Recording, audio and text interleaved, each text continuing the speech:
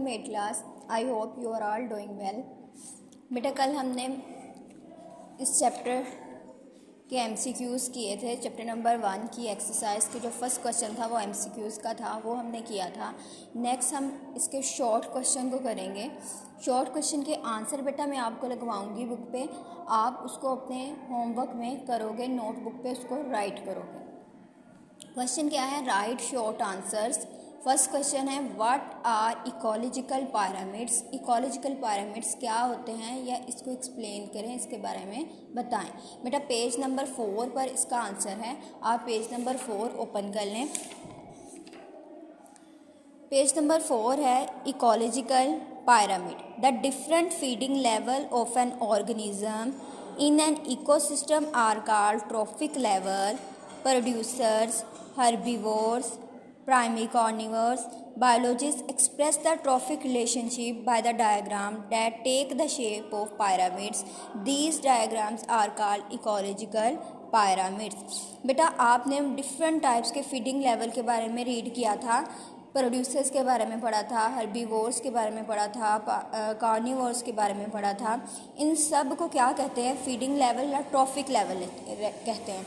अब इस trophic level को सबसे पहले जो होते हैं प्रोड्यूसर्स लेवल होते हैं, सेकंड नंबर पर हर्बीवोर्स होते हैं, देन प्राइमरी कार्निवोर्स होते हैं एंड देन सेकेंडरी कार्निवोर्स होते हैं।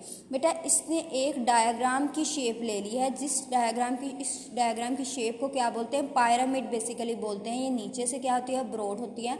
जैसे जैसे टॉप की तरफ जाती है इसकी टिप बन जाती है, ये नैरो हो जाती है। बेसिकली इसको क्या कहते हैं? पिरामिड बोलते हैं। और इस सारी चीज़ को, इसको डेफिनेशन को जो मैंने करवाई था वो है इकोलॉजिकल पिरामिड। इसका आंसर बेटा आप नोट कर लें। द डिफरेंट फीडिंग लेवल से लेकर 4th लाइन पिरामिड्स तक शॉर्ट क्वेश्चन 1 का आंसर होगा। आप इसको अपनी नोटबुक पे राइट करोगे।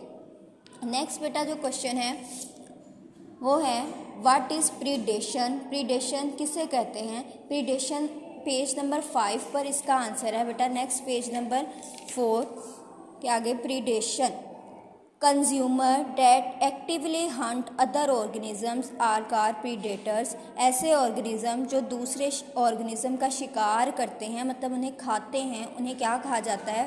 प्रीडेटर्स कहा जाता है। The organism upon which a predator feed is called prey. और बेटा ये जो प्रीडेटर जिस ऑर्गेनिज्म को खाते हैं उस ऑर्गेनिज्म को क्या कहते हैं?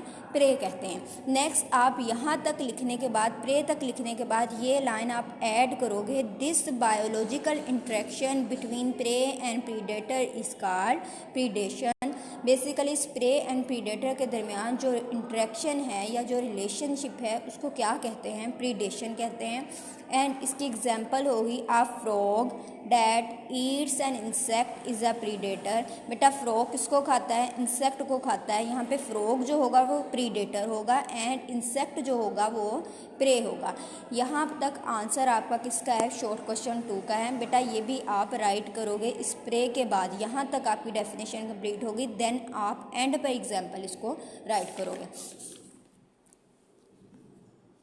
नेक्स्ट बेटा थर्ड क्वेश्चन का ए एंड बी पार्ट अभी छोड़ दें और फोर्थ को भी स्किप कर दें। फिफ्थ क्वेश्चन देखें, name some of the factor which can cause ecological imbalance. उसने कहा कुछ फैक्टर्स के नेम बताए हैं जिसकी वजह से इकोलॉजिकल इम्बैलेंस होता है। पेज नंबर 6 पर इसका आंसर है।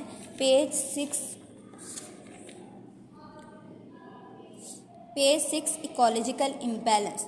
Introduction of new species in an ecosystem. Ecological imbalance से मुराद होता है माहौलियाती अदम तवाज़न।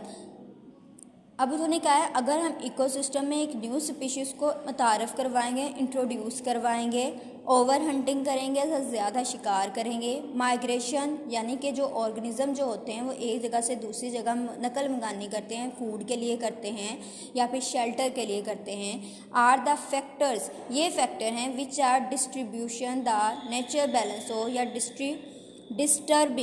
which are disturbing the natural balance of ecosystem. This is called ecological balance. Basically ये 4 क्या हैं? इसके फैक्टर्स हैं। फर्स्ट फैक्टर है introduction of new species, second है over hunting and third one है माइग्रेशन। ये तीनों फैक्टर बेटे इकोलॉजिकल इम्बैलेंस में अपना रोल प्ले करते हैं। ठीक है, इसका आंसर होगा फर्स्ट लाइन से इंट्रोडक्शन से लेकर लास्ट तक इकोलॉजिकल इम्बैलेंस तक। बेटा आपने ये 3 क्वेश्चन ही क्या करने हैं, क्वेश्चन नंबर 1, 2 एंड 5 को राइट करना है अपनी नोटबुक पे अच्छे से और नीट करना है, रफ काम आपने नहीं करना। That's all about our lecture. Thank you.